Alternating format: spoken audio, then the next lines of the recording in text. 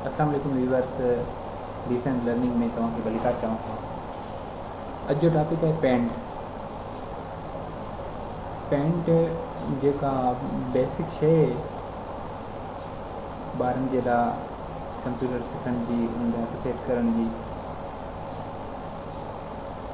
उन जे लाइ पहिरीं पाण कट कॉपी पेस्ट पढ़ंदा आहियूं त इहो कहिड़े तरीक़े सां थींदा। सेलेक्ट कंदा आहियूं। सेलेक्ट करण खां पोइ कट कॉपी पेस्ट टिनि जा ऑप्शन खुली वेंदा। कट कंदासीं त वेंदो हलियो वरी पेस्ट सां वापसि अची वेंदो। हाणे पाण जिथे रखणु चाहियूं, जेतिरा पेस्ट पाण कंदासीं एतिरा पेस्ट पाण ईंदा। हाणे साॻी ॻाल्हि में जेकर पाण कॉपी करणु चाहियूं त कॉपी खे क्लिक करे उन खां पोइ पेस्ट खे क्लिक कंदासीं।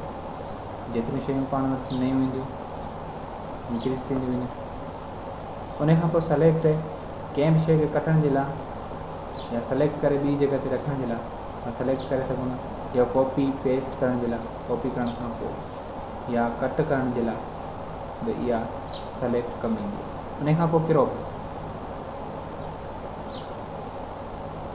क्रॉप जो मतिलबु आहे छोटो करणु, क्रॉप करे नंढो करे। रीसाइज़ जो मतिलबु हॉरिजेंटल मतिलबु त हिन जी विड्थ केतिरी हुजे ऐं वर्टिकल मतिलबु हिन जी हाइट केतिरी हुजे। जेकर पाण हिन खे घटि वधि करणु चाहियूं त पाण करे सघूं था। जे लाइ पाण अहिड़ो ऑप्शन करियूं। हिन खे रीसाइज़ कंदासीं 50 जेकर रखूं ऐं हॉरिजेंटल जे तौर ते थोरो मोड़े रखूं था हिन खे। हाणे ॾिसो त इहो हो क्रॉप, रीसाइज़। ऐं रोटेट जो मतिलबु साॻी रोटेट ते क्लिक कंदासीं त 90% जहिड़े पासे पाण क्लिक कंदासीं तरीक़े सां वधंदो वेंदो उन तरफ़। ऐं पेन जो मक़सदु आहे पेन सां लिखणु, को बि अखर पाण पेन सां लिखी सघूं था।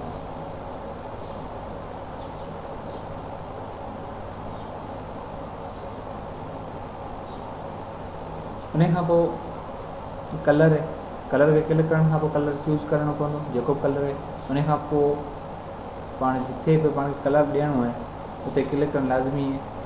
जेकर डस्टर सां ई टुटल हूंदो त कलर जेको आहे सॼी स्क्रीन ते पकड़िजी सघे।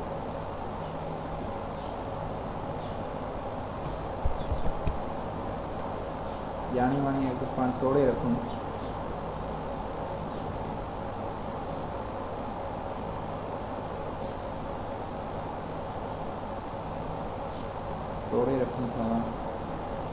त कलर जेको सो हितां लीक थी वेंदो ऐं सॼी स्क्रीन ते अची वेंदो। उन खां पोइ ए ते पाण जेको कुझु लिखणु चाहियूं लिखी सघूं था।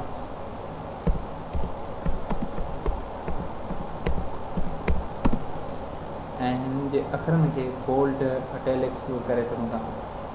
ऐं उन खां पोइ हिन जो वधाए सघूं था जेतिरो पाण खे अखर वधाइणा, 43 अखर रखणा।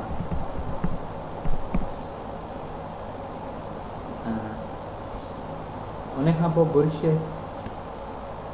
जहिड़ो बुर्श पाण सेलेक्ट करियूं किथे बि करे सघूं था। बुर्श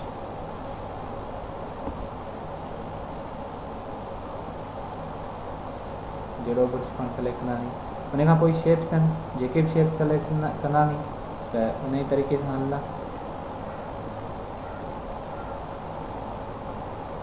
जेकॾहिं वर्टिकल सेलेक्ट कंदासीं त वर्टिकल हलंदो, ओवल सेलेक्ट कंदासीं ओवल हलंदो, हेक्सागोन सेलेक्ट कंदासीं हेक्सागोन हलंदो। उन खां पोइ सॉलिड कलर्स, हिननि जा पंहिंजा फंक्शन्स आहिनि। हीअ पंहिंजे हिसाब सां त भरपूर कमु कनि था।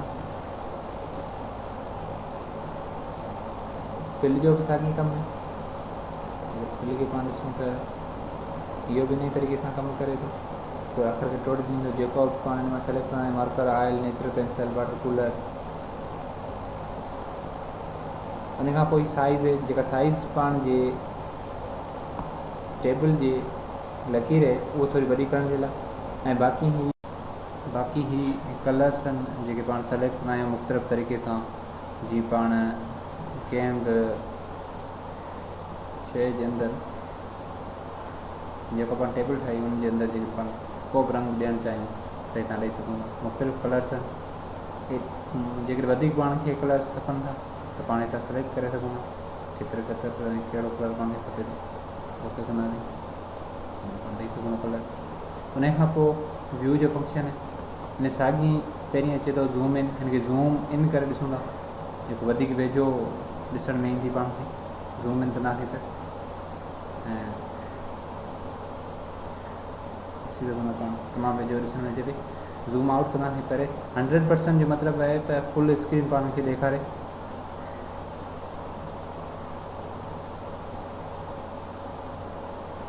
जीअं ज़ूम इन कंदा वेंदासीं 100% कंदासीं त जेका पाण जीअं पहिरीं टेबल ठाही हुई वापसि उन तरीक़े सां वापसि ईंदी।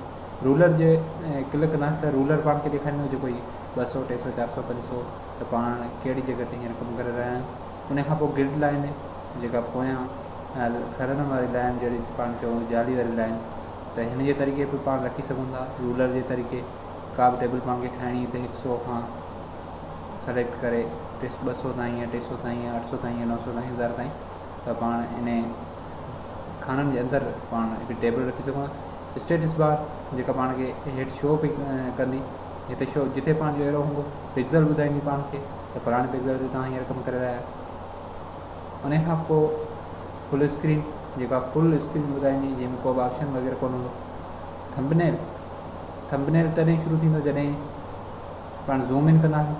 उन खां पोइ पाण थंबनेल जे ज़रिए ॾिसी सघूं था। थंबनेल जो मतिलबु वेझो करे वधीक ॾेखारे त सही ठहियो आहे कि कुंड सही आहे या फलाणो सही आहे। उन खां पोइ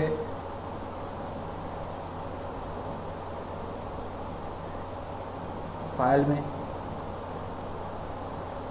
न्यू, ओपन, सेव ईज़ी शयूं। न्यू मतिलबु नऊं करणु, जॾहिं पाण सॼे प्रोग्राम खे सॼी स्क्रीन खे नऊं करणु चाहींदासीं त पाण न्यू ते क्लिक कंदासीं। ऐं सेव करणु चाहींदा त पाण सेव करे सघूं था या डोंट सेव करियूं, मतिलबु सेव कोन था करणु चाहियूं। हिते ओपन जो मतिलबु आहे जेके अॻु में सेव थियण उन्हनि खे पाण ओपन करियूं। सेव जो मतिलबु आहे महफ़ूज़ करणु, जेके बि पाण कुझु ठाहियो आहे उहो महफ़ूज़ करे पाण रखूं। सेव एज़ जो मतिलबु आहे डबल महफ़ूज़ करणु, मतिलबु त हिकु दफ़ा पाण सेव कयल आहे उन खां पोइ ॿीहर पाण हुन एडिट करे उन खां पोइ उनखे सेव करणु चाहियूं था त उहो पाण सेव एज़ करे सघूं था। ऐं प्रिंट आहे जेको प्रिंट प्रीव्यू पाण ॾिसी उनखे प्रिंट कराए सघूं था। उन खां पोइ जेका शिकिल जेकर पाण खे बैकग्राउंड ते आणणी आहे त पाण हितां बैकग्राउंड ते आणे सघूं था। टाइल जे ज़रिए सेंटर में रखी सघूं था ऐं हिन में प्रॉपर्टीज़ पाण ॾिसी सघूं था, इंचिस, पिक्सल वग़ैरह जेके आहिनि। इंशाअल्लाह ताला तव्हांखे ज़रूरु पसंदि ईंदो। थैंक यू, अल्लाह हाफ़िज़।